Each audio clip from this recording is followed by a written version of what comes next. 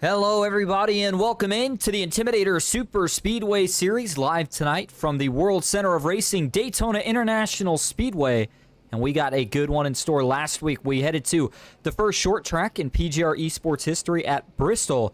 What a race that was, and what a finish it produced. But tonight, we're back to the high banks and the bread and butter of the series. And a lot of drivers going to be anxious as we are in another special car here tonight. Thank you all so much for tuning in. You are watching Austin Green on PGR eSports. Qualifying is gotten wrapped up. That means drivers are down trackside and getting gridded up. So let's get right down trackside and go ahead and get into tonight's starting grid. Taking the pole here tonight in the number 1 car, it's going to be Garrett Maines, he will start on the outside pole. It's Cody Nagels for Nightmare Esports who actually takes the pole here tonight with a very fast lap, sub 50 seconds. At that. Back in row 2, though, it's going to be Matthew Zwack, one of the Coke Series drivers, alongside Kevin Champagne in the 94 machine. Starting back in the 5th spot, it'll be Daniel Falkingham alongside Ethan Eckerd, who starts in 6th. Chris Melton will start back in 7th here tonight. It'll be Aaron Vasquez to his outside in 8th. Nathan Harper back in 9th, and the Canadian driver Kyler Wynn rounding out your top 10. Moving on back to row number 6. Starting in 11th, it's going to be Kenny Reel in the number 11. Chris Walker, his teammate, will start to his outside in 12th. Malik Ray starts from the 13th spot. Stephen Miles back in 14th. It'll be Asher Little in the number 9 and 15th. Freddie Bosnez in 16th. Evan Carlbon for the Jack Shack starts in 17th. Logan York back in 18th with Graham Bolin in the 19th spot. Daniel Eberhardt rounding out the top 20. Jared Haynes starts 21st. It'll be Brian Hennings in 22nd. Michael Guest, he will start from the 23rd spot here tonight, back in 24th. And in fact, I know we skipped ahead just a little bit too soon. It's going to be Dylan Jones. And then getting back into row 13, Chase Mistretta 25th, Nash Pavilla 26th. Sean Corbett starts 27th. It'll be Jeff Merck in 28th, Hunter Hastings 29th, and Mike Davenport rounding out your top 30. Chris Hibbler is going to start in the 31st spot, the 37 machine. Sterling Thess to his outside in 32nd. Axel Smith back in 33rd. It'll be Ambrose Kniebel for Blind Squirrel Racing in 34th. Quentin Steinbach starts 35th with James Wagner, one of the R&R drivers, starting in 36th. Back at 37th, John Ward with Jackson Byes to his outside in 38th. Trevor Osronoff, Nick Seipel rounding out your top 40. Richard Elliott, Joshua McCullough start back on row 21. Tucker McClendon and Ken McCullough Jr. row 22. Steven Scott Jr., Mark Vondell row 23, and Steve Sizemore rounding out your 47-car field. Well, we're back in the Gen 6 cars here tonight for 50 laps around the World Center of Racing. 45% fuel, 2 sets of tires. You don't have a fast repair, and again, that newer rule change of only 1 green-white checkered. And as always, fixed setups. Track temp here tonight on the cooler side as we're under the bright lights. 83 degrees to start out, 81 in the sim. Winds at 7 miles an hour, not going to be an issue. Well, back under the lights at the best track in all of racing, Daytona International Speedway. Who is going to get the job done tonight? The Intimidator Superspeedway Series. Green flag in the air at Daytona.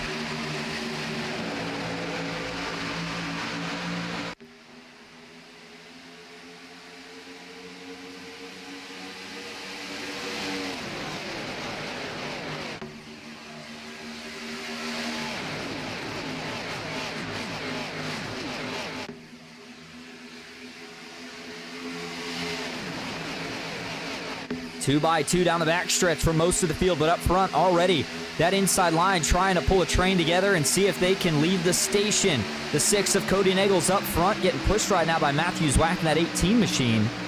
And you saw that 3-car tandem held strong all the way until they got to the corner, and then they had to break it off. But now you wonder, will these guys file up top, or will they stay down on the bottom?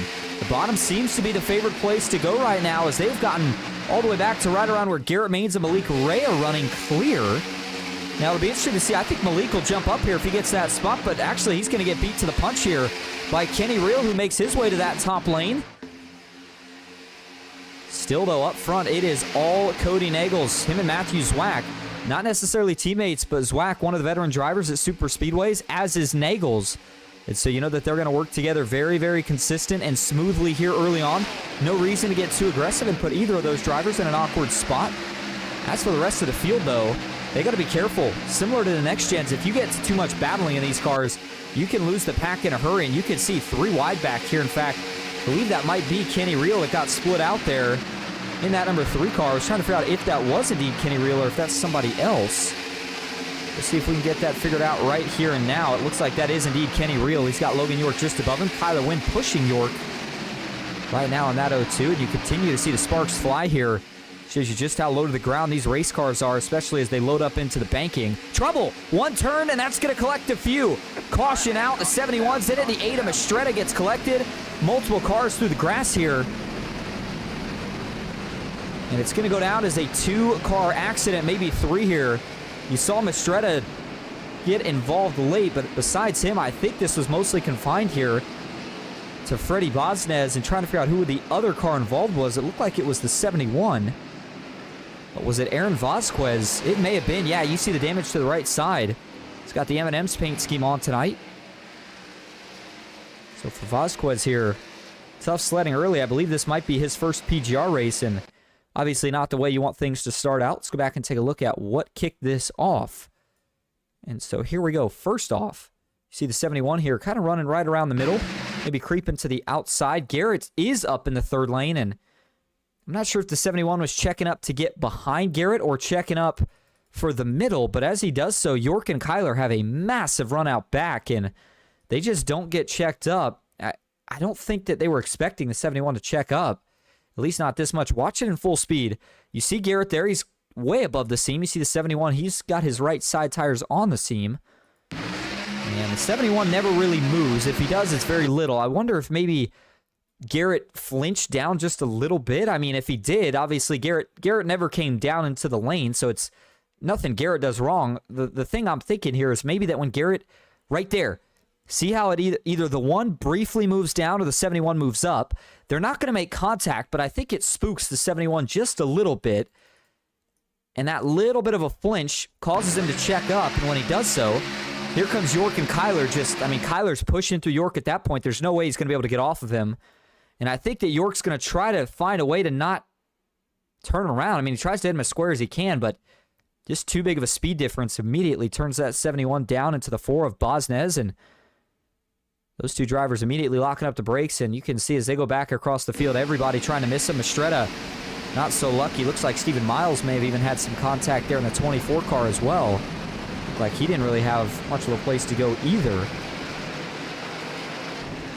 And for Stephen Miles, let's go to his onboard view and see what it looked like from his angle through your first caution of the night. We'll hop on the roll bar here, and this is, again, full speed. Watch how quick things happen here at Daytona. I mean, by the time he even has time to react and try to get on the brakes, they're basically already right in front of him. At that point, it's more so just try to stop the bleeding, minimize the damage, because you know you're going to be involved in it. There's, again, the straightaway view. See if we can get you this from the zoomed-in shot. And, again, this is Stephen Miles here. Watch as he's going to try to sneak through it. Freddie Bosnez, the car that was sideways, and there's Mastretta piling in. That's a pretty big hit, too, for Mastretta. Not be surprised if he's got the worst of the damage here. And that Budweiser number 8 machine. You see the front nose concaved in there actually quite a bit. And one more angle here from TV2 before we go back live. As the field flies apart down the super stretch for the first time here tonight. Early caution has to be expected with 47 cars. 1 checkup likely to cause an accident. But back up front, Jeff Merck. Good to see him back. Hadn't seen him for a few weeks. Was dealing with some personal stuff. I thought I heard he may have gotten a surgery done. Don't quote me on that, just in case I have it incorrect. But I believe that's what we heard was the case for the number 60 car. And good to see Merck back in the seat and running well, too. Again, up front early. We'll see if he can keep that momentum going. He's up 27 spots from where he started this race on off of strategy call. Ambrose Kniebel, the driver out of Gold Bar, Washington for Blind Squirrel Racing, currently sitting in that 2nd spot. And looks like he may have a new sponsor on board as well. The 04. It's got the Kniebel there on the side with the 04, and I think it may say MSI Tomahawk there on the front, but definitely a little bit of a new look for Ambrose. Cody Nagel's back in 3rd. You've got Daniel Falkingham in the 4th spot. Matthew Zwack is in 5th. Chris Melton 6th. Nathan Harper back in 7th. Asher Little 8th. Malik Ray in 9th. And Garrett Maines rounding out your top 10. So as they stand, again, 1 caution, few cars involved, no fast repairs, but I don't think that was going to end the night for anybody. At least not based off the damage that it looked like everybody sustained. So as we get ready for our 2nd green flag of the night, we welcome you in if you're just joining us here at Daytona International Speedway. host to tonight's action for the PGR eSports Intimidator Superspeedway Series. Last week we were at Bristol. If you remember the chaotic finish to that one, Daniel Falkingham, though, prevailed. He had a great time, and you know he's going to be looking to see if he can go back to victory lane here tonight. Again, currently in the top 5, so he's got himself in a good spot early. Daniel Eberhardt and Malik Ray with a drag race back to the line for second last week. You know, those two are going to put on a good show tonight here as well. By the way, just a quick, I don't know if you want to call it a reminder or update, but if you notice at any point here tonight that either the cars start really sputtering around, I don't know if that's the right word. If the cars start blinking in and out altogether all of a sudden out of nowhere, I do apologize. That is a performance issue on my part with the computer. And part of the reason for that is Daytona and at night with this many cars is pretty much as taxing as you can get on a computer while still trying to run, you know, semi-decent graphics. So again, if there is any issues, I saw a brief one earlier, just know that that's basically that my computer's getting maxed out and I can't really do much about it. So I'll try my best to keep it in check. So far we've been pretty good, but just wanted to give you a heads up. All right, the iRacing.com pace car gonna make the left turn this time. Still a long ways to go. In fact, just under 45 laps remaining. These guys will creep back up into the Geico restart zone. Green flag is back in the air at Daytona. And a good restart right out of the gate here for both cars on the front row. Ambrose Kniebel. First time on the front row here and going to be trying to lead a lap. We'll see how patient Falkingham and company are with that 04 machine. Ambrose is one of the drivers carrying an onboard view for us here tonight. We weren't going to quite get to the driver cams just yet, but ironically enough, both him and Jeff Merck, who are carrying driver cams for us tonight, currently on the front row. And as they stand, they're going to try to keep it that way. Further back, though, the field trying to find any lane that has momentum. One car jumped to the outside. It was Garrett Maines. Couldn't find anybody to go with him. And so it looks like, at least for now, it's going to file back in line. There's Jeff Merck in the 60, currently leading the pack and on that inside line. And a reminder that the cooler track temp here tonight, we think, is maybe what's part of the fact that this inside is so dominant. Great run going right now for Jeff Merck. There's the onboard view out of the windshield. But if you turn things around out back, this is where all the chaos is, as he's going to try to manage these lanes the best he can. By the way, Ambrose Kniebel fell back to 5th, but still doing all he can here on the outside. Right now trying to push the 18. And that is Matthew Zwack. Ambrose Kniebel trying everything he can to get the 18 up there without wrecking him. It's so easy to get kind of tempted into just slam drafting and tandeming in these cars for too long. But if you get a guy a little offset, these bumpers are very easy to get hooked together and cause a big accident. So keep an eye on that here as the night goes on and the pushes start to get more aggressive. Whoa, Cody Nagels, big move up to the top. He's going to take that position from the 18 of Matthew Zwack, and they're going to get tandem up. They'll go to the point out of the tri-oval, and Nagels is actually going to lead the field down towards turn 1. He gets clear, jumps in front of his ex-teammate Jeff Merck. What a pass by Nagels. He had the run just enough, slammed the door on Zwack, and Zwack gave him all he needed to get to the front. Falkingham still in that 3rd spot. You see the 49 trying to figure out where to go. That's Chris Melton. And oh, he's going to get split. What a move here by Graham Bolin. Another one of the Coke Series drivers trying to make something happen here on the outside. Ooh, Ambrose thought about it quickly, jumps right back down. Still 3 wide for the 6th position on back. Evan Kralbon trying to make his way towards the front of the field in the Barks root beer paint scheme. He's got the 9 just behind him. That's Asher Little. He's got a good run going so far tonight. And oh, just as I said that, the 74 Brian Hennings almost gets left out to dry there in the middle, but he gets it back together, gets a shot from his teammate in Nash Brambilla. Here's Logan York kind of lingering around back here with the 07. I believe that might be Chris Walker trying to decide which lane they want to go with. And it looks like they're going to see if they can get a 3rd lane going here again further back. I think this time it might be Kyler Wynn and Michael Guest, 2 teammates. And sure enough, they're going to lead the 04 Kniebel, who finally got split out up front, and it did not take long for him to get all the way to the back. That's how quickly things happen here at Daytona.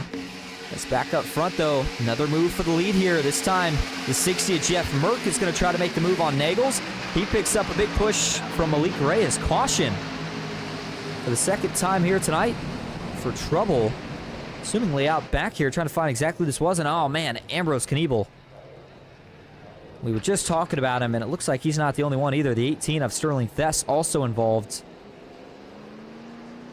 I don't see a lot of damage. Oh, well, now that we zoom things in, I do. Sterling Thess, heavy right side damage there, and he may have even had some suspension damage.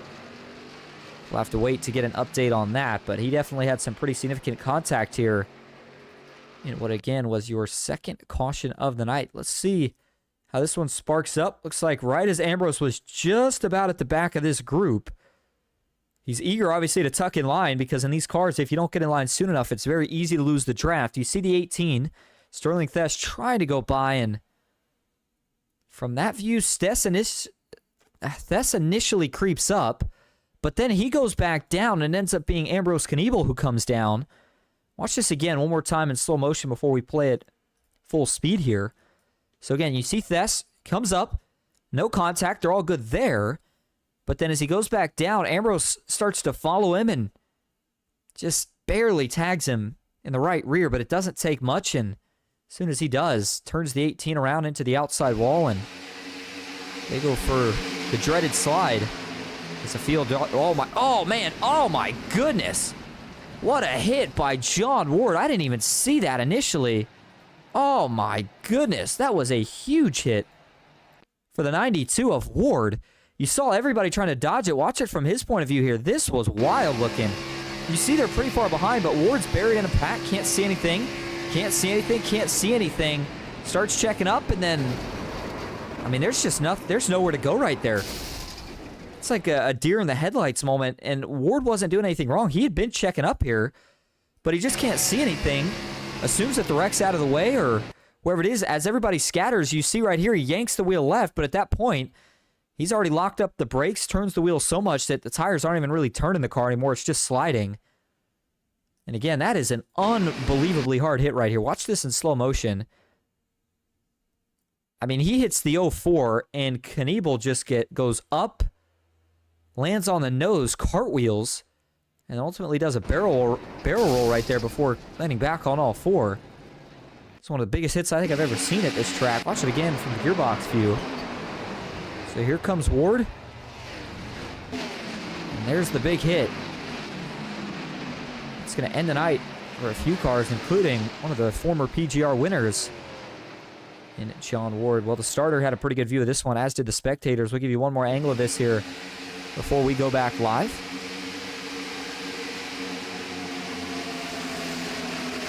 So a big, big hit for John Ward and Ambrose Knievel to put us under caution for the second time here tonight. You see the 18, Sterling Thess, still in the pits trying to get some repairs done to his Toyota Camry. Meanwhile, back up front, Cody Nagels being scored as your race leader, the Nightmare eSports driver, multi-time PGR eSports winner. Originally from Rolla, Missouri. Nagels looking to see if he can go back to victory lane tonight. He's got Nathan Harper behind him in the Dallas Cowboys paint scheme. Jeff Merck in third, Eckert in fourth, and Malik Ray is up 8 spots from where he started this race at, currently sitting in that final top 5 position. Kevin Champagne back in 6th, Matthew Zwack 7th, Evan Carbon 8th, Asher Little 9th, and Kenny Reel currently rounding out your top 10. Well, I'll tell you what, if we had to have a best paint scheme here tonight, I think I'd have to give it to Graham Bolin. I mean, this is a beautiful looking paint scheme, and ironically enough, Bolin's got the Go Bowling paint scheme on here tonight in that number 10, as you see the drivers throwing up some dirt that was left over on the track. Get that all cleared off here in just about a lap's time once they get back under green flag conditions. Now remember, track temp when we started this race was at 83 degrees. It's since jumped up just a degree at 84 now, as in sim time we are at about 9:09 here at Daytona.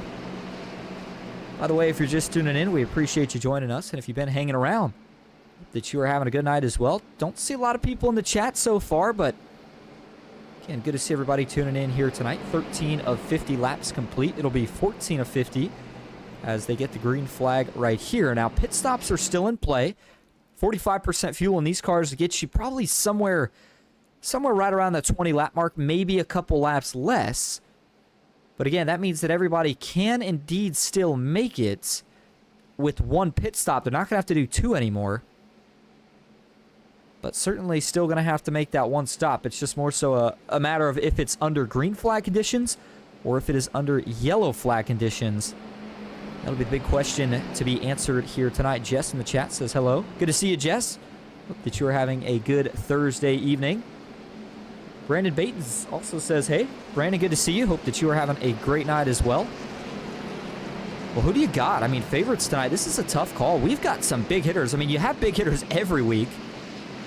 But, I mean, it's the Gen 6 car, and you always feel like that brings out a little bit more aggression and favors the drivers that like to be a little bit more aggressive.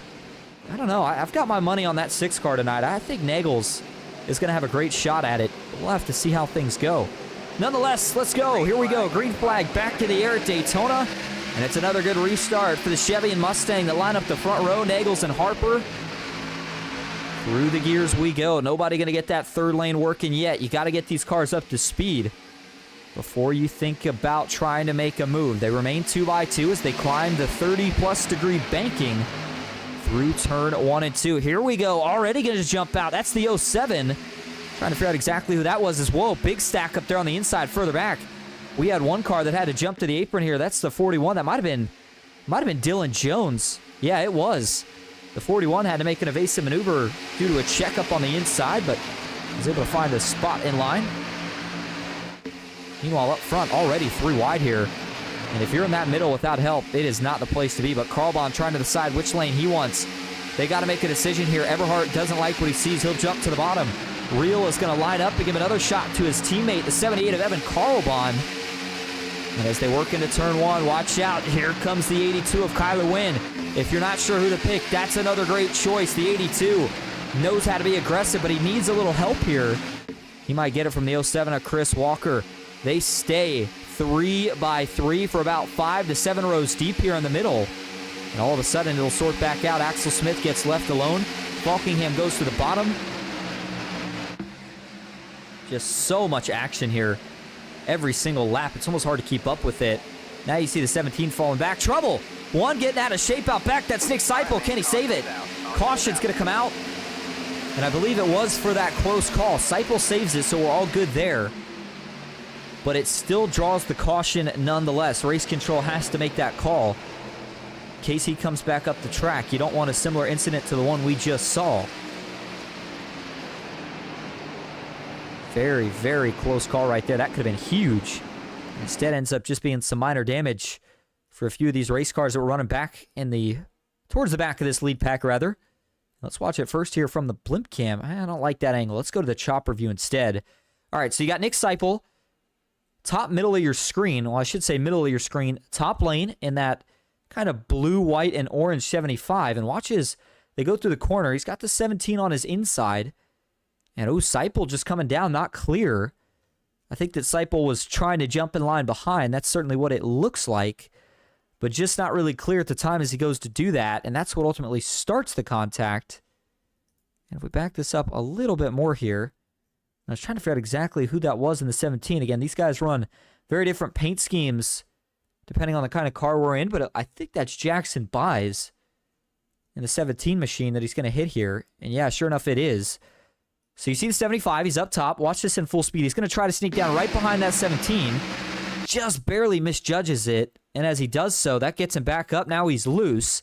Tucker McClendon can't quite check up in time. Gets into the 75. Shoots him down into Melton. And now he's lost it. The car's lost all in any instability. And stability, I should say. And boy, that was a heck of a save by Seipel and a few of these other drivers here. Dylan Jones, Axel Smith, all who had contact to keep from wrecking here and making this the second wreck of the night, second or third wreck of the night.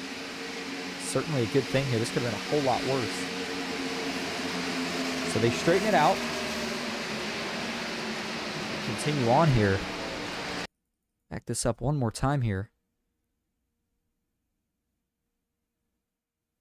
And I want to watch this from a different angle. First from the onboard view of Nick Seipel, as he had a pretty crazy angle of this one, as he was the man who kind of sparked it.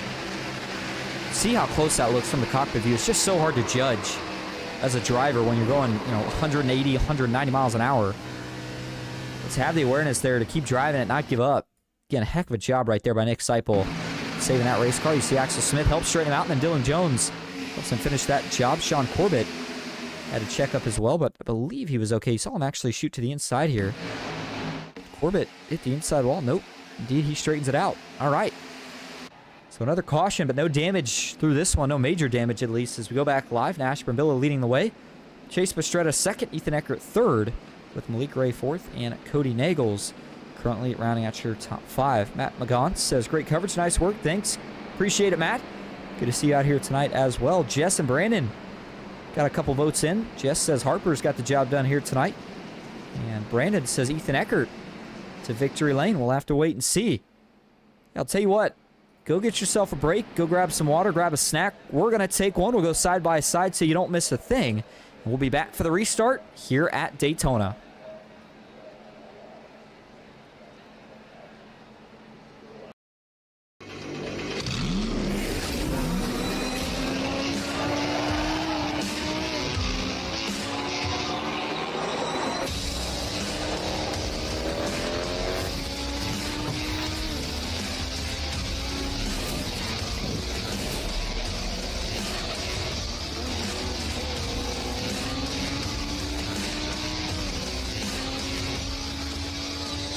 I played a couple of simulators and this was like very responsive, especially the hydraulics and stuff, the motion and stuff was really, really on point. But you feel like you're really driving, it feels real.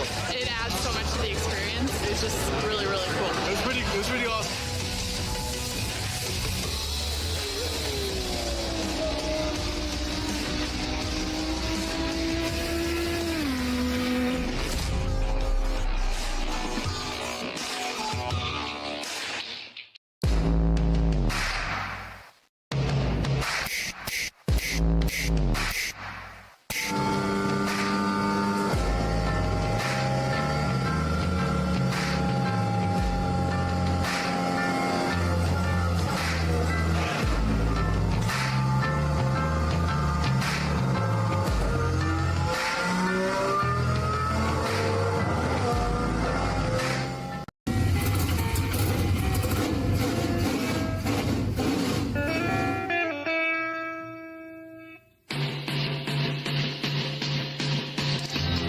Green flag is in the air. We are racing.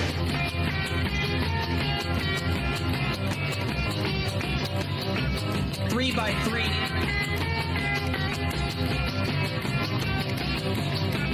Almost no trouble. Around goes Alex Hill. On into the outside wall goes Hill. They're wrecking big time out back. We're not going to throw a caution.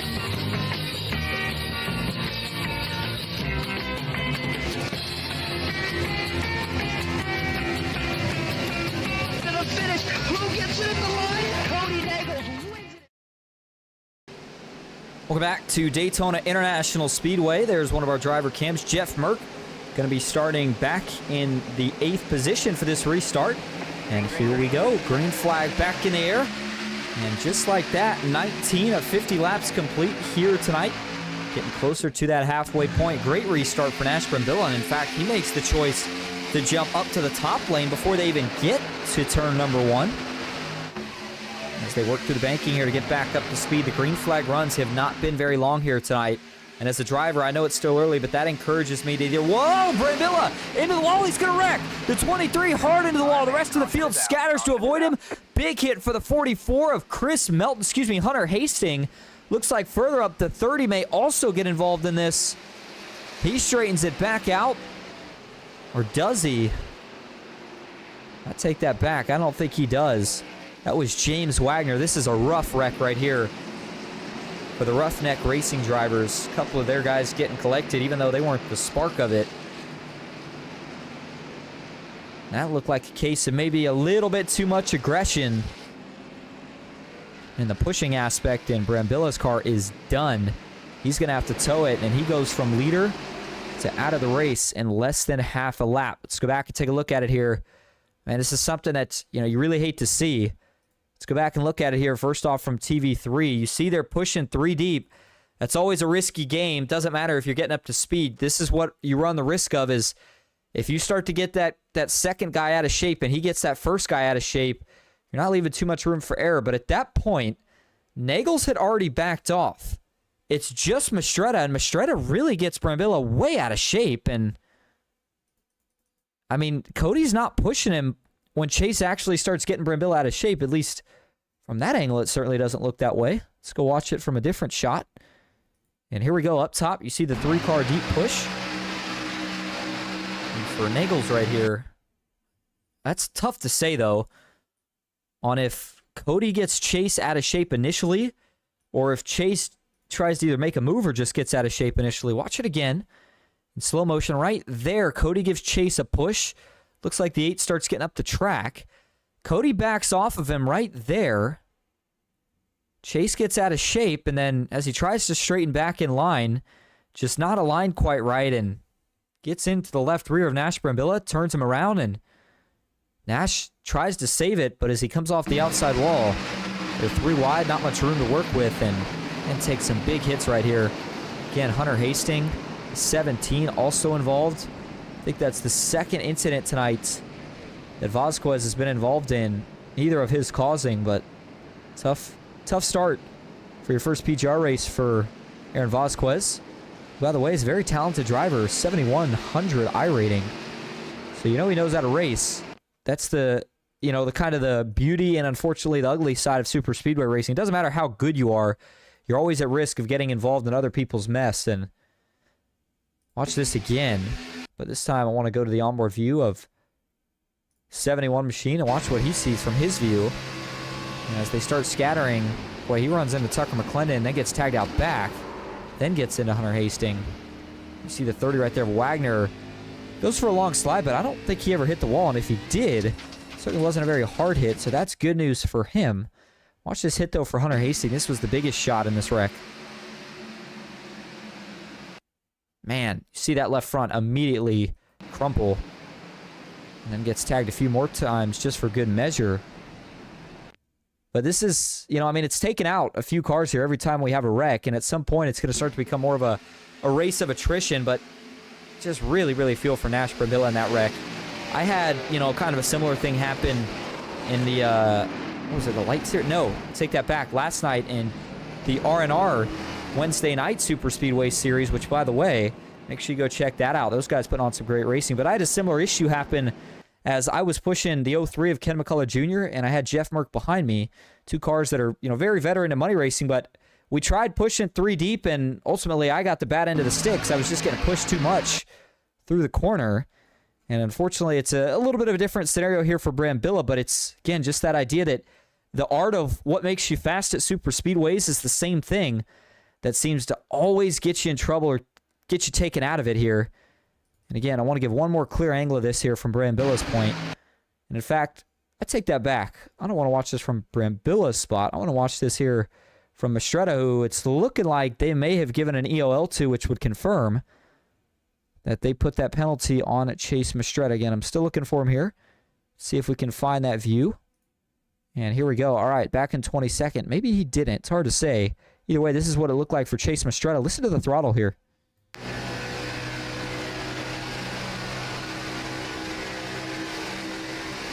Well, I'll be honest. I know it's not exactly the same on replay versus when you're actually in the car, but it didn't really sound like Mastretta lifted much to help Brambilla out. Obviously, it was kind of hard to do that when he had a car right behind him. But I would think Nash is probably not going to be too happy about that one. But now we'll line it back up, and we'll try this yet again. So lights are off on the pace car. It's going to be 23 of 50 laps complete.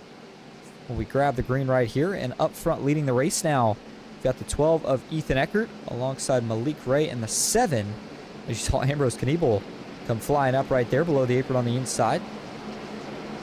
So if you're Malik Ray here, I wouldn't be shocked to see him do pretty much the exact same thing as what we just saw Brambilla do on that last restart.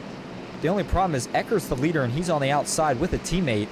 So it's going to be tough for Malik to try to get up as quickly, but the inside's been better so far here tonight. That is a very rare thing to hear me say in this car. So we'll see if that changes around right here, but the light's off. It's go time. We're ready to get back to it here at Daytona International Speedway. If you're just tuning in, welcome in. If you've been here, we appreciate you continuing to stick with us. Four cautions so far to note. And here we go. Back into the restart zone. Green flag is back in the air, and it's a good restart for the outside lane this time. Ethan Eckert gets the jump and instead does the opposite. Instead of sticking up top with Nagels, he's going to immediately drop to the bottom. Actually checks him up a little bit. Merck immediately says, I'm going up top.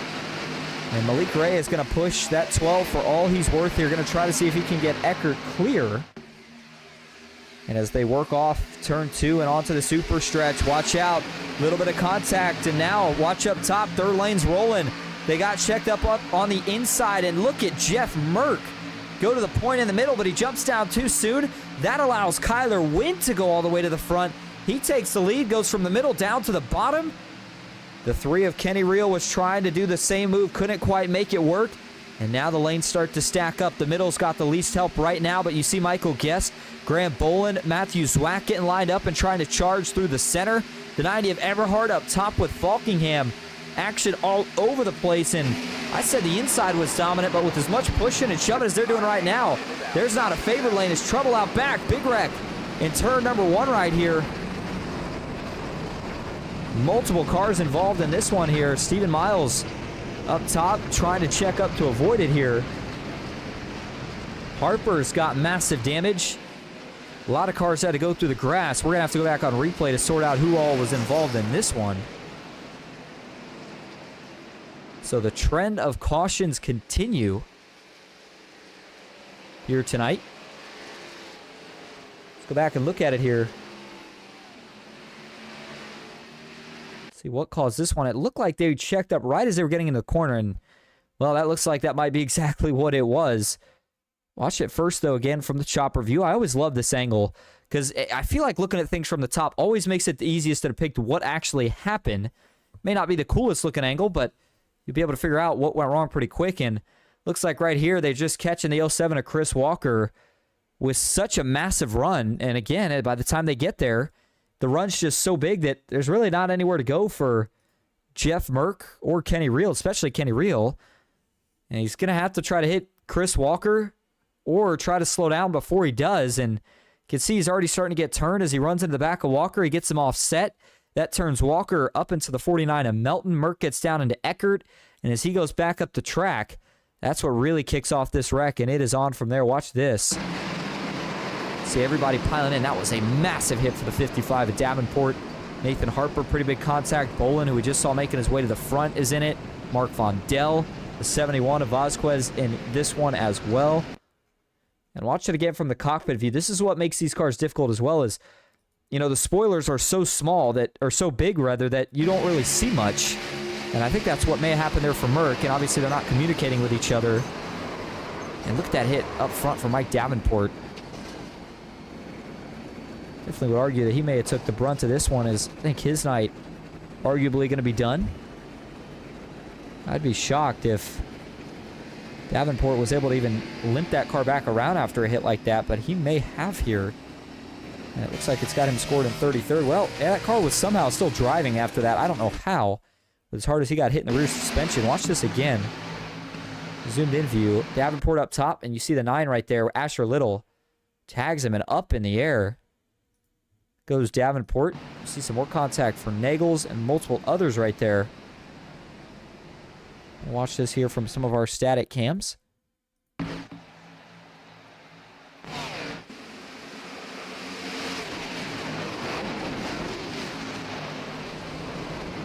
that all in total probably collects somewhere between 5 and 10 different cars. And again, you saw everybody that had to scatter through the grass to try to miss it. But obviously a better option than what would have been a bunch of damage there in that wreck. And one more view of this here from our spectator cam.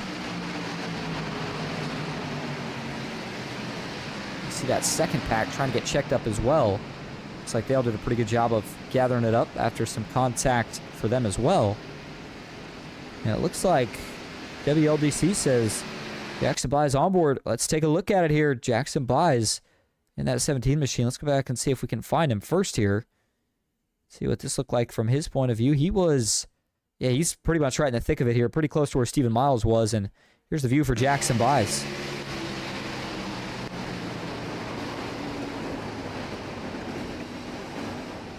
Goes down low and, man, just sneaks by all of them. Nicely done right there.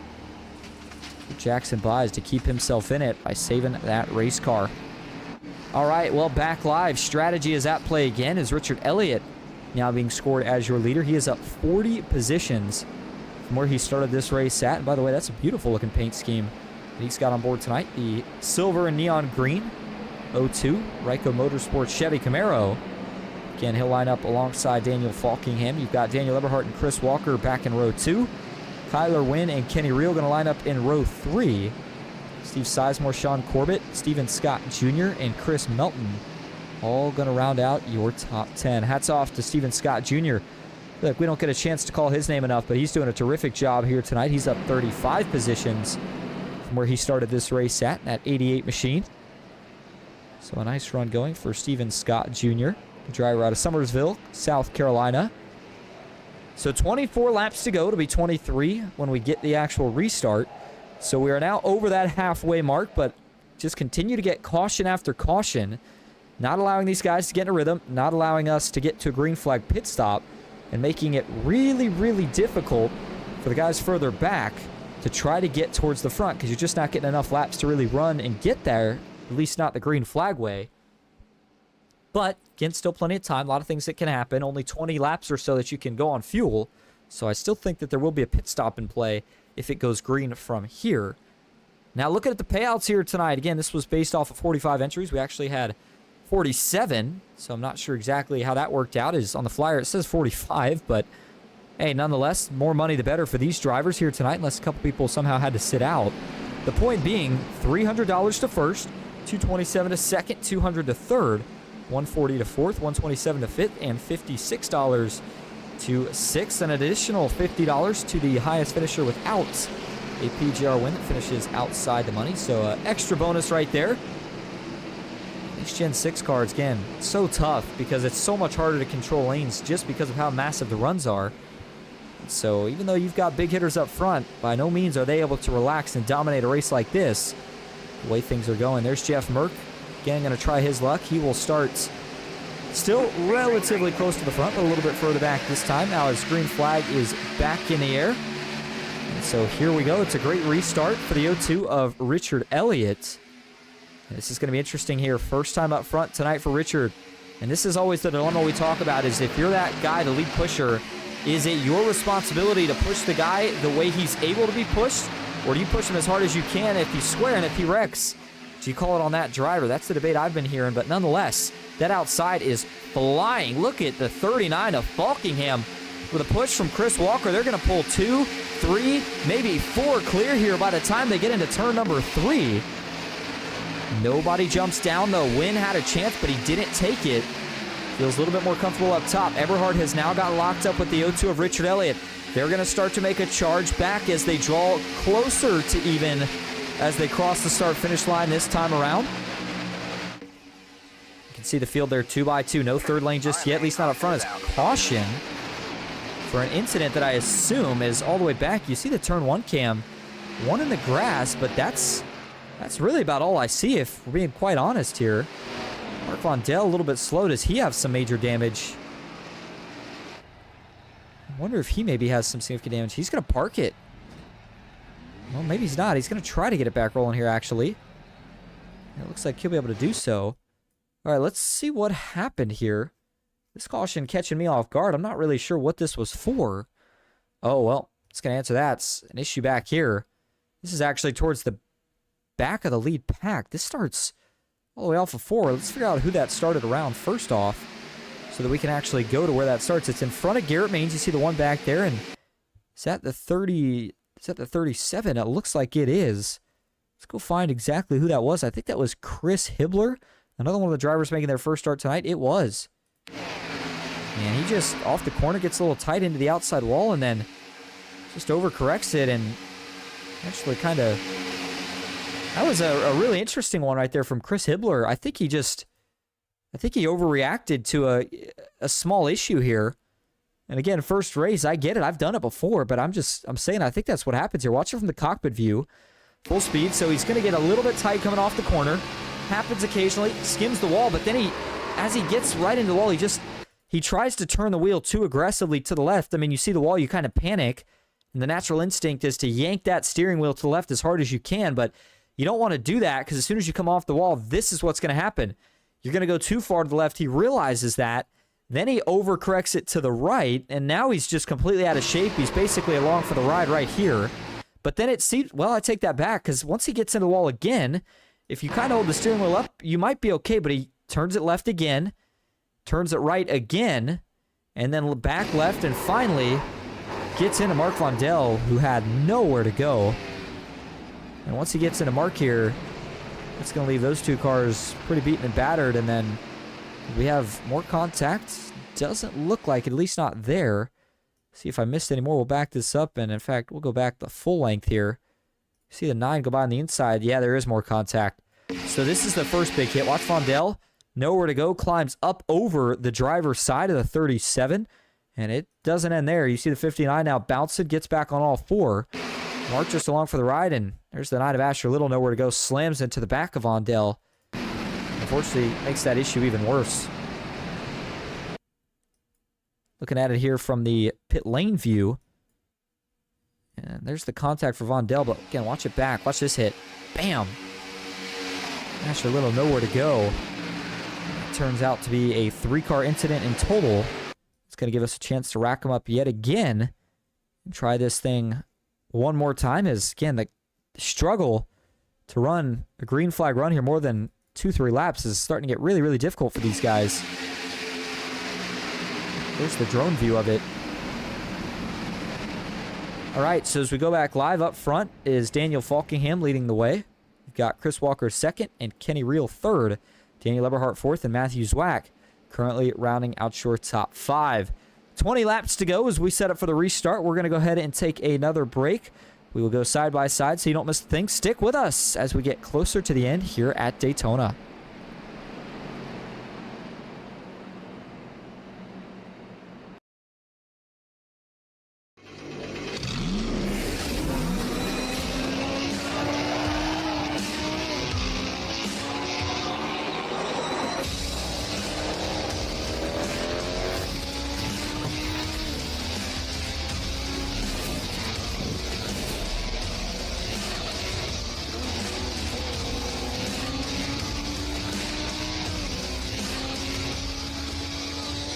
I played a couple of simulators, and this was like very responsive. Especially the hydraulics and stuff, the motion and stuff was really, really on point. Make you feel like you're really driving. It feels real. It adds so much to the experience. It's just really, really cool. It was pretty awesome.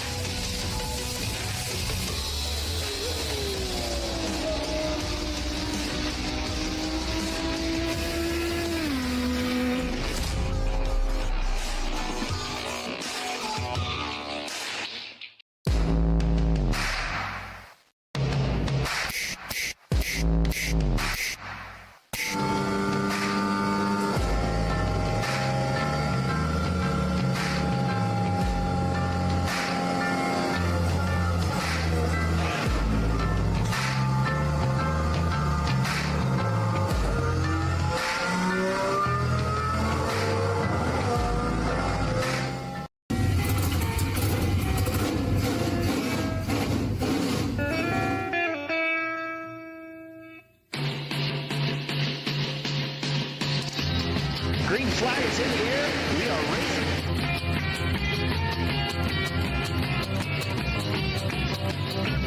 Three by 3.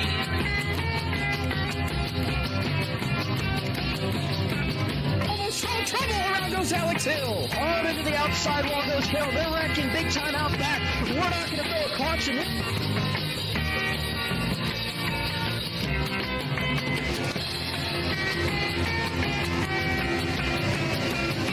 Finish. Who gets it at the line? Cody Nagels wins it at Talladega.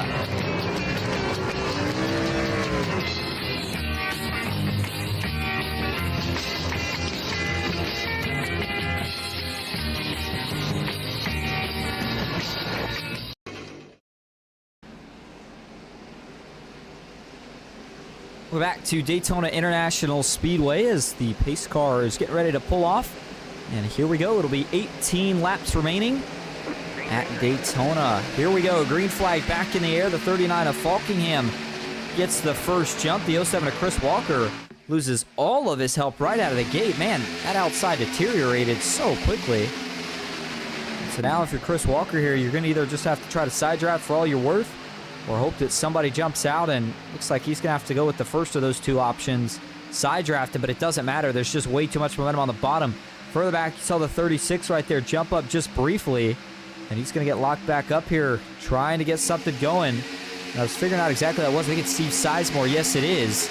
But the bottom, man, they got lined up quick and they took off. Now, by the way, based off when we went back green here, this is close on fuel mileage. And so I wonder if some of these drivers are content with kind of riding around for now until we either get another caution or until we get close to the end. That way they can save enough fuel to make it to, obviously, the end and through that one green-white checkered if we were to need it. So single file all the way back to Ethan Eckert, who currently sits in that 8th position. Still single file a little bit further, but then it's 2x2 as, well, Malik Ray is going to get turned. Can he save it? Caution is out. And I think it was for this exact incident right here, but Malik was able to save it. No, separate incident. Farther back it looks like here. Yes, that's what it was, a separate incident. The timing just happened to be coincidental right there. And it looks like this one involved Quentin Steinbach and a few others here. I was trying to find any damaged cars. 22, good looking paint scheme by the way for Steinbach, but I don't see any damage. I wonder if he maybe was one of the cars that was kind of involved, but at the same time missed it. Let's go back and look at it here first from the TV3 view. And, oh, man, already a car turned around right there up towards the front. That's the 18. We actually saw involved in an earlier wreck today. That's Sterling Thess. Was finally able to get that car back out on the racetrack and trying to recover the best that he could. And let's see here. You see Tucker McClellan in the middle and Sterling on the bottom. And again, just a kind of a sour push right here from the 10 of Graham Bolin, who, I mean, from that view, doesn't have him lined up the best. And right as he goes to hit him, now this doesn't help. Right before he gets to him, right as he's getting ready to hit him, the 18 starts to turn just a little bit to the right. So that makes, you know, the 10 go from a little bit offset to a lot more offset. It makes that push a lot worse than it would be had the 18 stayed where he was when Graham first gets there. So watch it again from the chopper view. There you see the 10 on the bottom. The 18's got his left side tires basically touching the yellow. Watch by the time the 10 gets there where the 18 is. Still there. Now the left side tires are off. Look how far off they are. Almost a quarter of a lane. So again, I'm not saying Sterling Thess did nothing wrong. I'm not saying that at all. The point is, I think what happens here is Bolin's trying to line him up for a push. Has him relatively square, and I think they get away with it until right then. As soon as the 18 moves up, once Bolin gives him a push at that point, it's too far offset. It turns the 18 to the right, and it's on from there. But again, nothing that really the 10 could do. It just happened so quick. And then big hits. Look at this. Stephen Miles just destroys the front end of that race car. Tucker McClendon, Logan York, all involved in this one. So we'll go ahead and get a few different angles of this. Next up from TV3. Man, that's a big hit for Miles. You saw Tucker and a few others too sliding around as they were trying to get it sorted back out. Tucker eventually spun around and came to a halt. But for Stephen Miles, curious to see what his onboard looked like in a hit that was as big as this one. Let's see. There's the contact. There's the hit. Goes for a few loops. You see the 18 with the right front ripped off. So for Sterling Thess, that'll be unfortunately a night ender for him after he was having a relatively good comeback run going. There's the view from the spectator cam. So it looks like it's about a handful of cars or so in total that get involved in that one. Now up front, talking about a close call there. Watch this close call that Malik Ray had. This is what I thought the caution was for because it basically was almost a wreck, but they all held it together and just in the nick of time. Watch it here as Malik gets in the corner. I think he's trying to get below the 05 here of Joshua McCullough. I mean, as they go to the corner, he's kind of looking, and then Josh is going to move up a little bit, but then the 36 comes back down. Josh is just trying to follow the 36, so he follows back down. Malik's borderline there, I would say, at that point. And now they're running each other out of room. Malik doesn't have much to work with. The 94 Champagne, maybe slight contact to the 2, but that 210 steering always helps. He's able to steer out of it. That's a heck of a save by Malik, though. Look at that. Watch the front wheels and watch what he does here. Look at that. Works it back and forth. Eventually saves it. He's able to keep that car going in the right direction. All right, so we'll now try a restart with less than 15 laps to go. So we can officially throw fuel mileage out the window, and it will be a mad dash for track position for the rest of the way. So again, it'll be 13 laps to go. Ethan Eckert now being scored as your race leader in that number 12 Ford Mustang. Kyler Wynn in the Toyota Camry on the outside in second. Cody Nagels, Freddie Bosnez making up row 2. Chase Mastretta, good recovery for him after earlier damage. Back with Malik Ray, currently in row 3. And then you've got the 21 of Michael Guest. Seeing him now at the front here. You knew this would just be a matter of time. He's up 16 spots from where he started this race at. And he is also going to be looking to see if he can grab the lead this time. Well, I say this time around, I mean more so this run. And with 13 laps to go, I mean, again, it's still enough time at a super speedway if we go green. But again, if you're someone in the back, I mean, it's go time, because if we start getting a caution after caution, I mean, 2 cautions were basically in overtime, maybe 3, but the point being that there's no more time to sit in the back and ride unless you're counting on a wreck that's going to take out 3/4 of the field. That's about the only strategy that would work. Now, we started with, again, 47 cars to start the race, 46 or 47 rather, and it looks like we're down at least 5 to 10 of those cars that are either multiple laps down or out of this race due to damage. But still, a lot of money on the line here tonight. Again, $300 to first place tonight, unless I said that wrong. I'll go ahead and double check. I know we went over payouts earlier, but I want to make sure I didn't mess something up. Yep, $300 to first. By the way, the Q2 schedule, if you're wondering where we're going to be next week, we'll be in the trucks at Talladega, and then it's going to be the team draft event to kick off May. So some exciting events coming up. We've got business to attend to here tonight. Green flag back in the air. 13 laps to go here at Daytona. And a good restart for Ethan Eckert. He did this strategy before. But now let's see if he does the opposite. Nope, going to stay on the bottom. Feels the most comfortable there. As a couple jetted out to the third lane quickly in the back, but they quickly jumped back in line now. See the 94 up top. Getting a big push here. Watch out, that's Kevin Champagne. They're all trying to roll their way to the front. Oh, stacking up on the inside. This could cause trouble. 3 wide, middle's fading. The bottom is still trying to hang on, but it's the top that surges. The 2 teammates, Kyler Wynn and Malik Ray, are going to go to the point into turn 3. And still a lot of pinching out back. Daniel Eberhardt trying to side draft Champagne back. The 21 of Guest was able to find a spot up top. Falkingham still on the bottom. Back here is really where part of the mad scramble is. 3 wide, Chris Walker, Steve Sizemore stuck in the middle as they disappear behind the Winston Tower. Trouble! They're going to go around. Brian Hennings is in it. Nick Seipel spins. Caution back out. Multiple cars down to the inside towards that safer barrier. Does everybody keep it out of it is the question. There's the 22 of Quentin Steinbach. Steve Sizemore pointed in the wrong direction.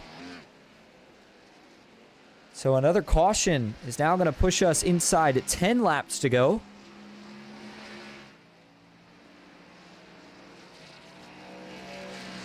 Let's go back and see what brings out this one. Again, 8th caution of the night. We're scheduled for 50 laps of racing, so I'll let you do the math there.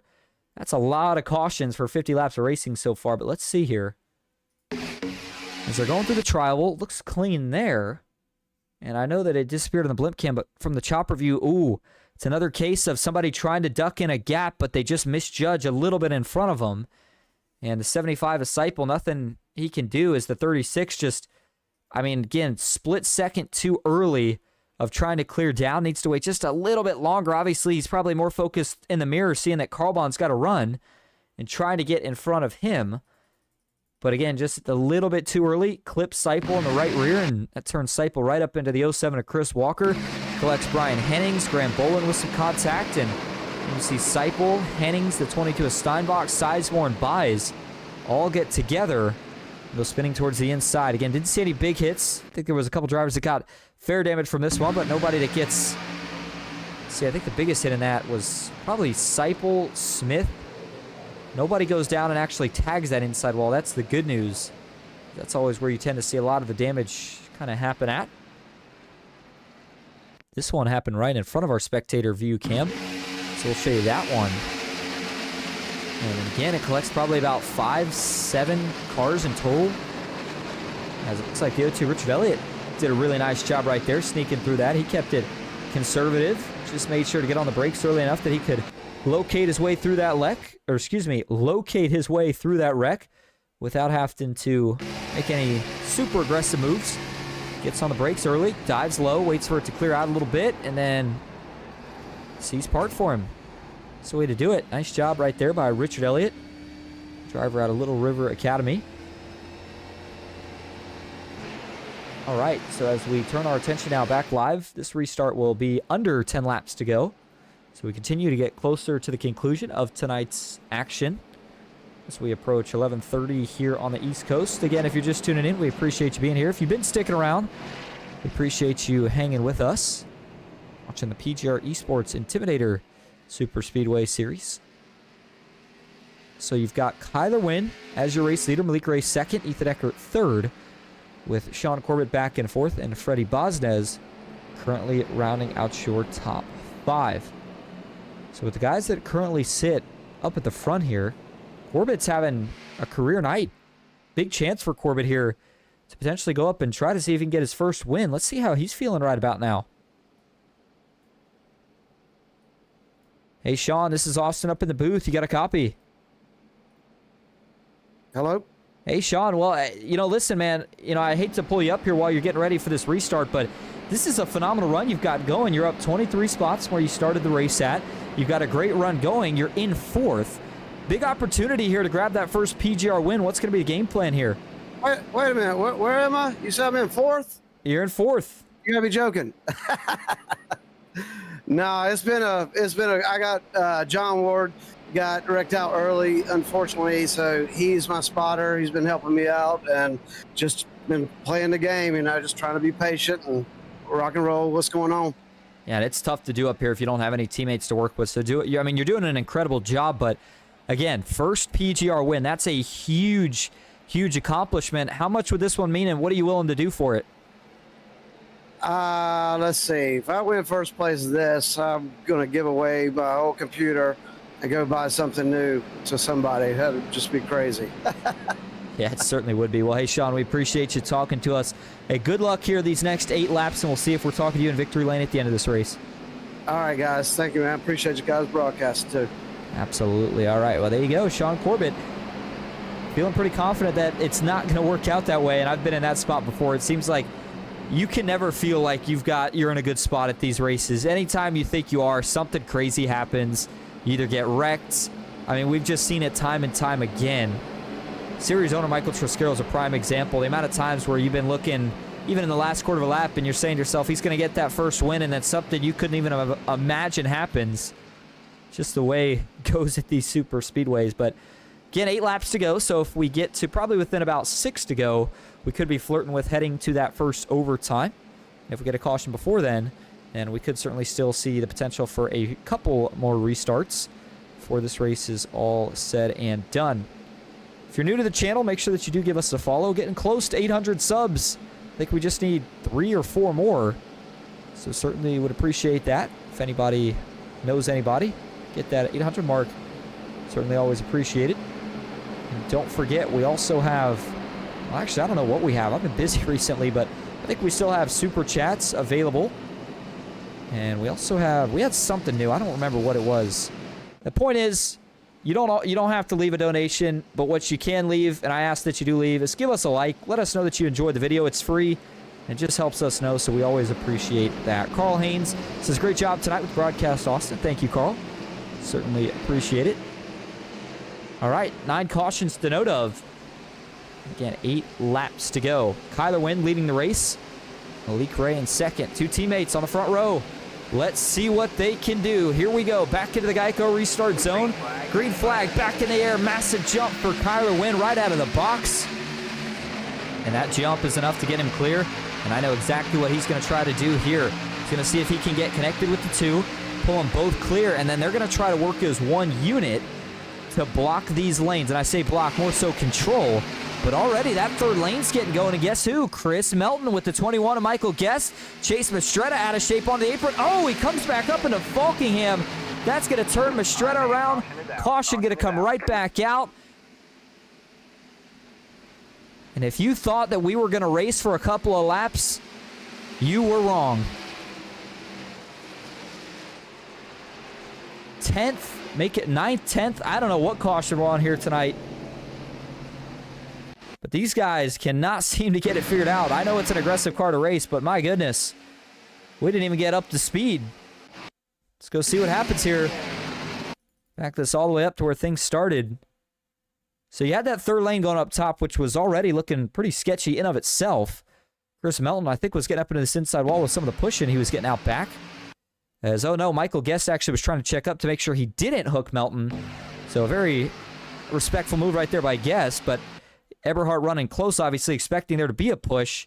And Eberhardt gets slightly into Guest. That gets Guest up into the outside wall just a little bit. But then what happens to Mastretta here? I was more focused on the top. Watch the bottom, though.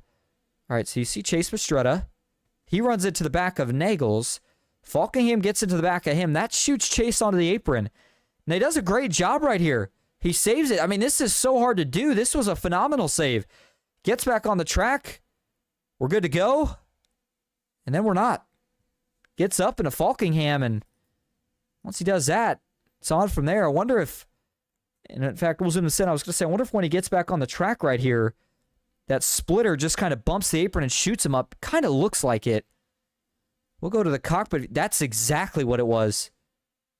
That is exactly what it was. Boy, that is so wild looking. You can actually see the steering wheel. In fact, I'll point this out to you here if I can. It's hard to see, so I'll go to the rear chase view where it's a little easier.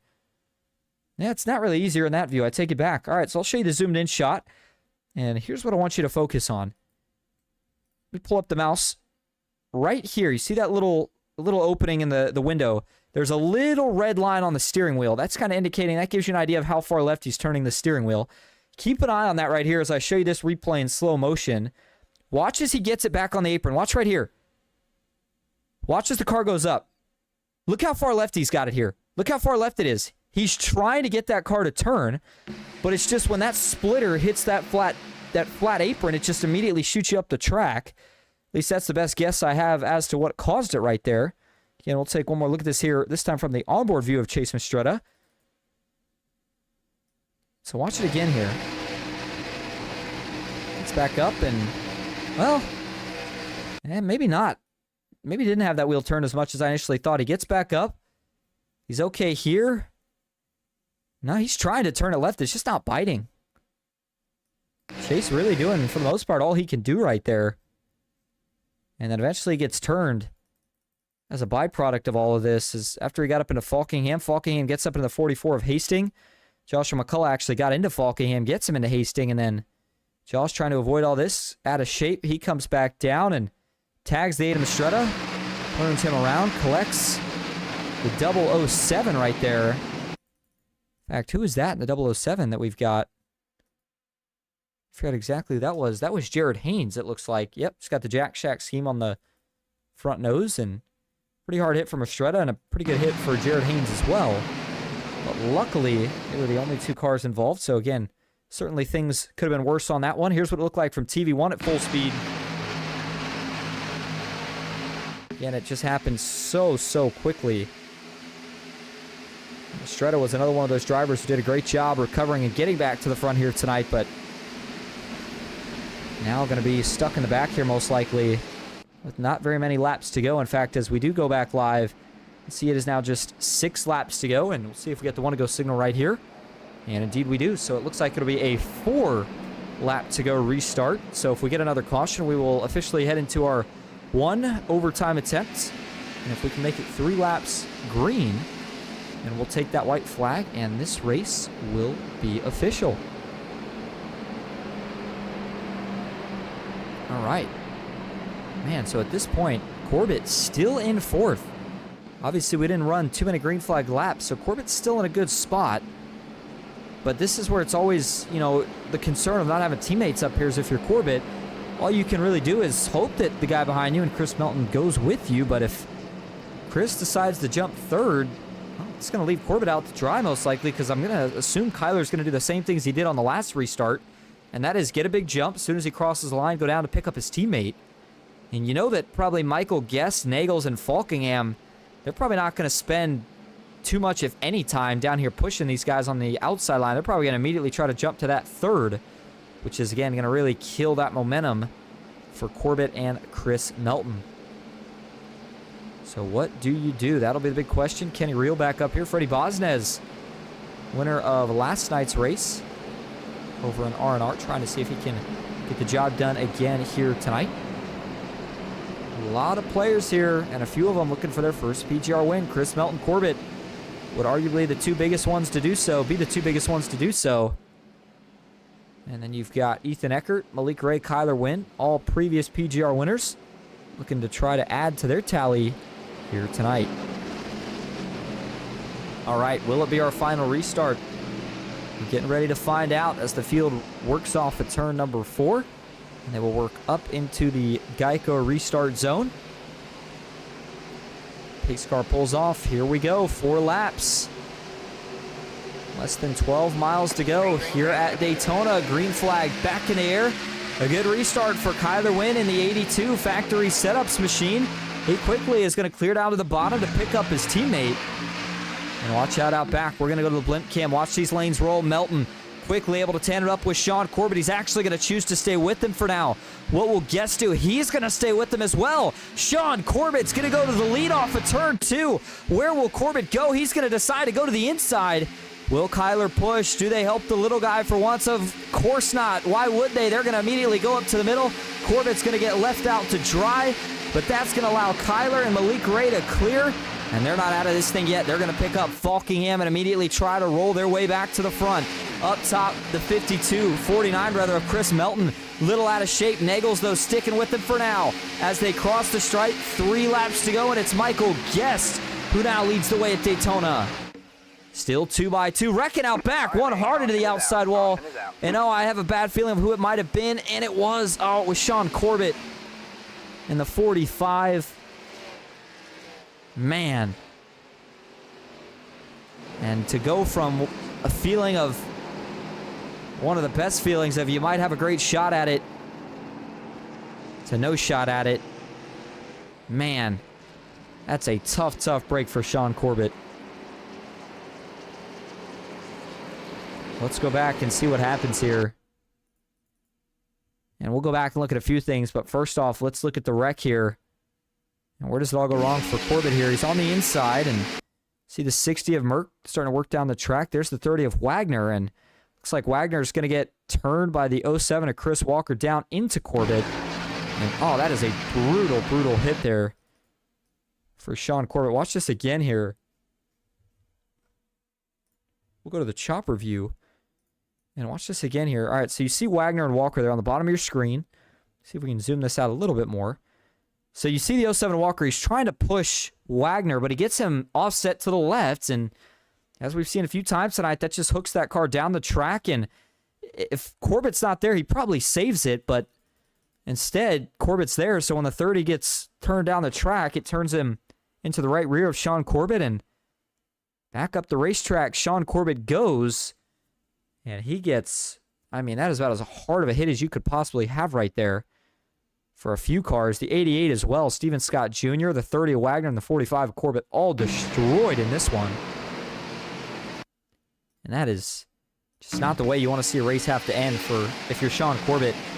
And he did everything right. It's really not even his fault that he lost the lead. I'll talk a little bit more about that here in just a moment, but it's hard. It's tough to do. There's another look at that big hit there for Sean Corbett. Even juked our camera angle out a little bit. As that race car ultimately slides to a grinding halt. Give you one more view of this here from the Turn 1 entry view. And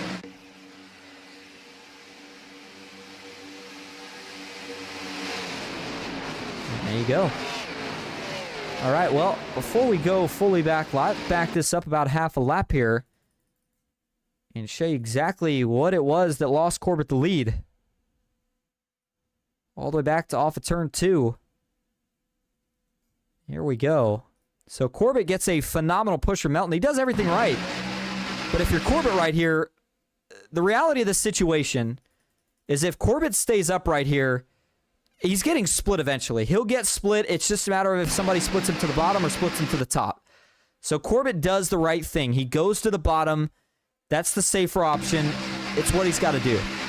As soon as he chose the bottom right here, I knew exactly what was going to happen. You've got Kyler, Malik, and Eckert lined up behind him. You've got a pro. You've got Kyler, who's one of the best super speedway drivers, and Eckert, who's another one. And I know we're not supposed to give opinions much, and let me be absolutely clear. When I say they did nothing wrong, what they did is completely fine. There is not a thing wrong with what they did. They are going for the money, and I don't blame them in that aspect. But for the underdog stories and anybody that's wondering, Corbett would be considered a little guy to these three. And if they've got to run, they're not going to sit there and try to push him. They're going to go right around with that run and try to keep going to the front. So if you're a Corbett fan, it's tough to see. But again, we're out here racing for money. These guys know that. And at the end of the day, if the guy that jumps down in front of you is going to hurt your chances of getting in the money, you're not going to go with him.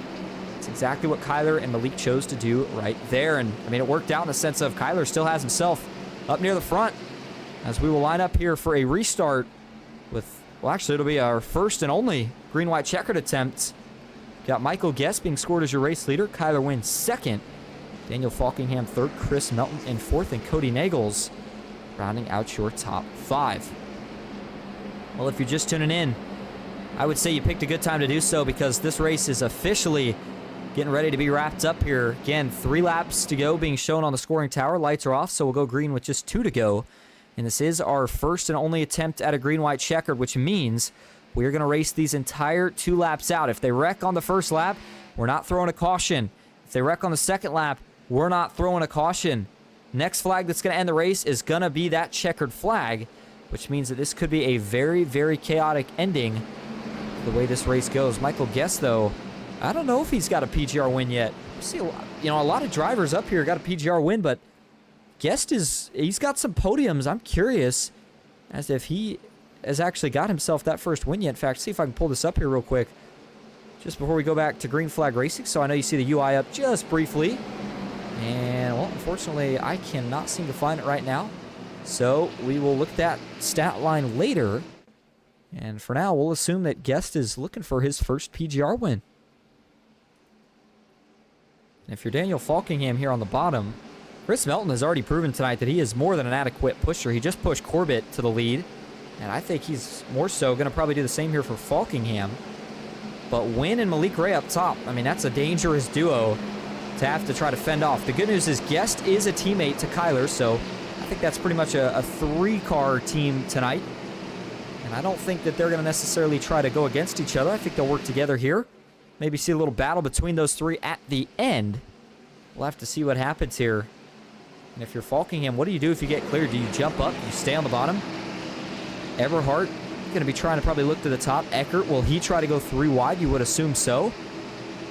A lot of things that are going to play out here.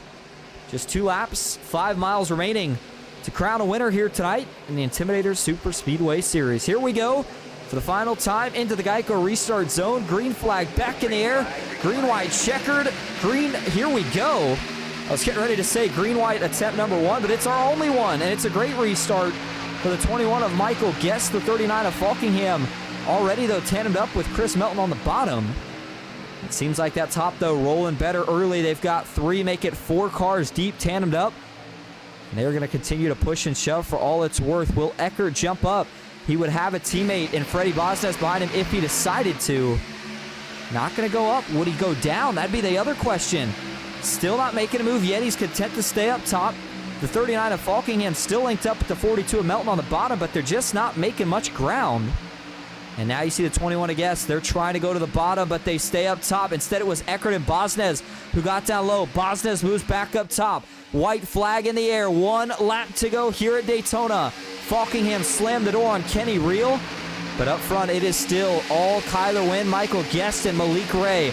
The top 3 as they run. Bosnes and Falkingham.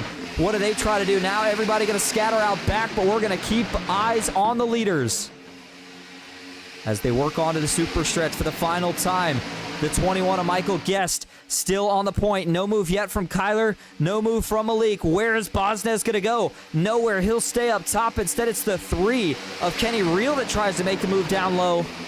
Reel with no help up top. Malik going to stack up any run that could come from out back. Kyler and Guest will tandem away as they race back to the checkered flag. Michael Guest, Coke Series driver, and now PGR winner at Daytona. What a win. Malik Ray takes second, and Kyler Wynn rounds out the podium. I'll tell you what, Malik almost had a big enough run right there at the end to get by both of them.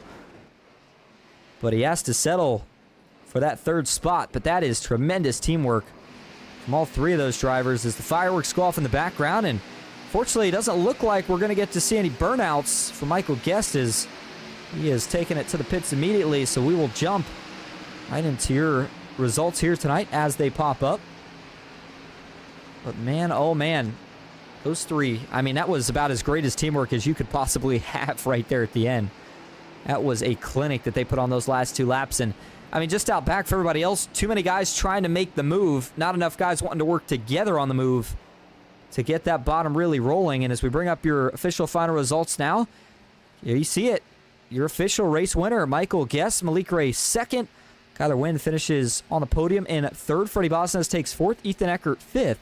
And it's Matthew Zwack taking the final money-paying position here tonight in sixth.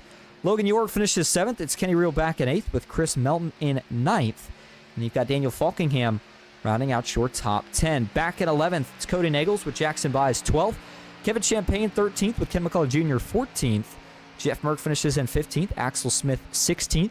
Evan Carlbot back in 17th with Joshua McCullough finishing in the 18th spot. Nick Seipel 19th. And Chris Walker rounding out your top 20. Tucker McClendon finishes 21st. Richard Elliott 22nd. Garrett Maines back in 23rd with Hunter Hastings 24th. Quentin Steinbach 25th. Mike Davenport 26th. Graham Bolin 27th with Brian Hennings back in 28th. It'll be Jared Haynes 29th. And Daniel Eberhardt rounding out the top 30. Steve Sizemore finishes in 31st. Chris Hibbler 32nd. Steven Scott Jr. 33rd. Sean Corbett 34th. James Wagner 35th. Asher Little in 36th. Chase Mastretta 37th. With Nash Pramila back in 38th. Sterling Thess 39th. And Dylan Jones rounding out your top 40. Stephen Miles finishes 41st. Mark Vondell 42nd. Nathan Harper 43rd with Aaron Vasquez 44th. Ambrose Kniebel 45th. John Ward 46th. And Trevor Osronoff did not actually start the race tonight as he was scored in 47th. All right, we are going to go grab your top 3 for interviews. Stick with us. We'll be right back here at Daytona.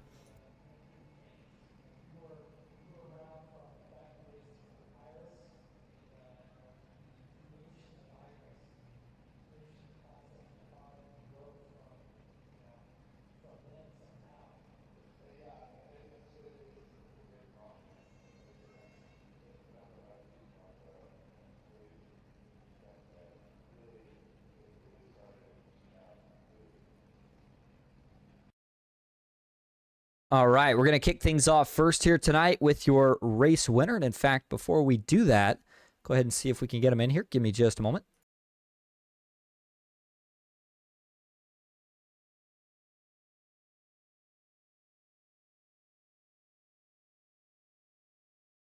All right, let's try this again. All right, so we'll kick things off first here tonight with your race winner, Michael Guest, Coke Series driver, and now first-time PGR winner. Michael, this is all set up in the booth. You got a copy? Yep, I got you.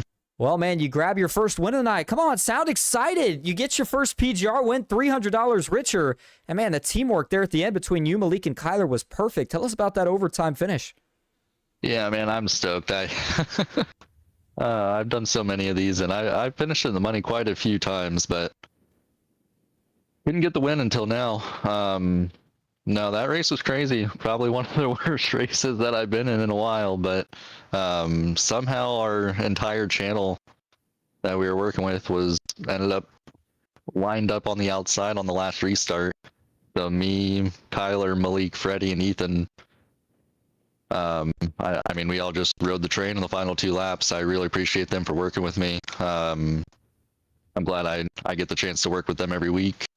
Really good group of teammates, and couldn't ask for anything more. Yeah, absolutely. Well, you mentioned that this race tonight was probably one of the worst races you've done, and I mean, even from the fans watching at home, there was a ton of cautions here tonight. How as a driver do you kind of have to change the mindset, especially knowing that you didn't start right at the front like some of your teammates and some of the other guys? How does that mindset change when you start getting caution after caution? Do you orient it more as you got to go for track position? Do you take it easy? How do you go about it? I mean, it's tough, especially at a track like Daytona. At Talladega, it's a little bit more easier to just, go when you want to. There's a lot more room, but I was back in like 15th or 20th with 20 to go, maybe even 25th, and by that time you're kind of thinking, man, if we keep getting wrecks every 3 or 5 laps, like there's no way I'm making it up there. So at that point, I ended up staying out and just trying to save fuel when a bunch of people pit, and that's what got me the track position that I needed. I mean, without that track position, it's tough out there. We got to go 5 or 10 laps to make something happen, and we just kept going those 2 laps. So either way, I'm just glad we all made it up there. Really, really good race for our team. Yeah, absolutely. Well, I'll tell you what, Michael, your first win, you got a lot to celebrate. Again, $300 richer. So before we let you head out tonight, is there anyone you want to thank or shout out? Yeah, of course, just you guys and PGR themselves. My team that I work with, Malik, Kyler, Ethan, Freddie, Graham tonight. Just all those guys are great to work with here, and like I said, I'm really happy. Yeah, well, hey, man, you should be. You got the win, first of many. Thanks for talking to us, Michael. And again, hopefully we'll see you next week. Appreciate it. All right, now that's going to bring us up to your second place finisher here tonight, and that is the 2-car, Malik Ray. Malik, this is Austin up in the booth. You got a copy. Yo, how you doing? Good. Well, you're part of the 1-2 finish for the Coke guys here tonight, and got a couple questions for you here tonight. But first off, we got to start with the run there at the end. We just talked to Michael. I mean, that was absolutely phenomenal teamwork from you three at the end. What was going through, like, I guess the mindset? I mean, we saw you backing up in turn 3. You almost got past both of them coming to the line. Yeah, man, they was all dying out of turn 4. I was really surprised that we actually were able to even get that far, to be honest with you. Yeah, I'll tell you what, it was a crazy the way it ended. But, another question we had is the restart before that, and this was a defining moment, because I think if you guys got pinned back, it wouldn't have been the same outcome. You guys make the decision to split Corbett when he goes low, and I was kind of trying to give I don't know what the word would be, insight to the fans about deciding who you want to work with when guys make moves. What was the decision when you saw Corbett jump down? Did you guys feel like if you didn't make that move, you were going to be stuck? To be honest, I didn't even know that he was the bottom car. I think I was just following the car that was up in front of me, and he just said go middle, so I just followed him.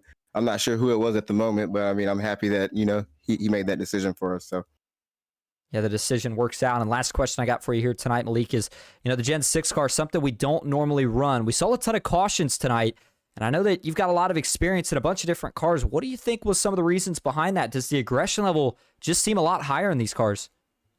Yeah, everybody just in general, I mean, they just take every run Yeah, that they can get, which is fine and understandable. But I mean, you know, there's a time and a place, and you have to just know who you're around, and not everyone can handle that. So. Yeah, it's certainly seemed that way at times. Well, hey, nonetheless, you come out of it with a great finish. You take home second and a good chunk of change as well. So before we let you head out, is there anyone you want to thank or shout out? All of my teammates and Shaskara for putting this on. I appreciate all you guys. And you guys for broadcasting, so thank you. And Malik, we appreciate you talking to us. Again, congrats on that second place finish, and we'll see you next week. See you, man. All right, and last but certainly not least, that'll bring us up to Kyler Wynn, who takes home third here tonight. Kyler, this is Austin in the booth. You got a copy? Yes, sir. How's it going? Good. Well, you take home third, but again, the theme, as it was with the top two, is it's got to feel like a team win. You get the job done, and man, as always, you show the aggression, and it pays off. Tell us about kind of how you were able to dice your way through the field from the beginning all the way until the end. Yeah, man, it was a challenging race. I'm not gonna lie. I typically when I cash, I'm out front the whole time. I'm leading 20 laps or so. But this was kind of unusual. I don't think I led much laps tonight. I might have led like 3 there, but that's because I got the lead on yellow. But other than that, it was a solid race. Had really good people around me. Our team brought home 1 through 5th, and the other 2 drivers wrecked. So not bad. I'll take a 1, 2, 3, 4, 5 team finish there. Unfortunately, coming to the line, I went for a move on Mike, but I had left rear damage, and I had already disconnected from him because of the damage. I was slowed pretty bad. If I didn't have Malik behind me on that restart, I would have been screwed because my car was pretty slow. Pulled out the line there, and I don't even know what happened. I just got disconnected. But I would have enjoyed to get the win, but I'm happy for Mike. Mike he's a solid guy. He's a great teammate. He's helped me out to plenty of wins, and I'm happy for him. Yeah, absolutely. First win for Michael Guest, and obviously you were a big part of that when you two got locked up. I mean, what was kind of going through your head, though? I know you said you got disconnected right there at the end, but going through 3 and 4, it's like, I'm assuming either Malik was trying to charge up a run or he got disconnected, but you two started tandeming away. Did you feel pretty secure at that point? Yeah, I mean, yeah, honestly, I thought I had the race won because I knew what I was going to do, and I don't think Mike was going to do anything egregious. But the damage, like, it was insane. I've never seen that happen before, that he just drove away from me. Like, as soon as I got disconnected, it was over. So, unfortunately, I got some damage from earlier on, a Nightmare driver. Go figure. But either way, I can't be too mad. Third place in one of these races. Extremely good run. I think my last 5 finishes in PGR have been top 3s, so I'll definitely take it. Absolutely. Well, even with the damage here tonight, you still take home that 3rd spot. So before we let you head out, is there anyone you want to thank or shout out? Yeah, man, everybody I worked with tonight. Graham was there too, not in the top 5, but he got wrecked early on or late in the race. But yeah, everybody on my team, factory setups on the car, paint is kind of messed up. But they're on there. And you for broadcasting, you do a phenomenal job, everyone. And Mike and Baker for all the hard work they put in. I appreciate them for that. Kyler, thank you for talking to us. And yeah, I was wondering what was going on with the paint scheme. It looked a little weird on the broadcast tonight. But hey, nonetheless, still looked good as always. And congrats on that 3rd place finish. So we will see you hopefully next week. Yeah, for sure. Thank you. All right, there you go. Kyler Wynn, 3rd place finisher here tonight. That's going to wrap up our coverage from Daytona, the World Center of Racing, where Michael Guest grabs his first Intimidator Superspeedway Series win. And I thought it was a 1-3 finish for the teammates. Turns out it was a 1-5. So dominant performance here tonight from Michael Guest, Malik Ray, Kyler Wynn, Freddie Bosnez, and Ethan Eckert. As always, thank you all so much for tuning in. I know we had a lot of cautions tonight, but thanks for sticking with us. We certainly appreciate your time. I hope you enjoyed. That's it for me, Austin Green, here on PGR eSports. And until next time, have a good night.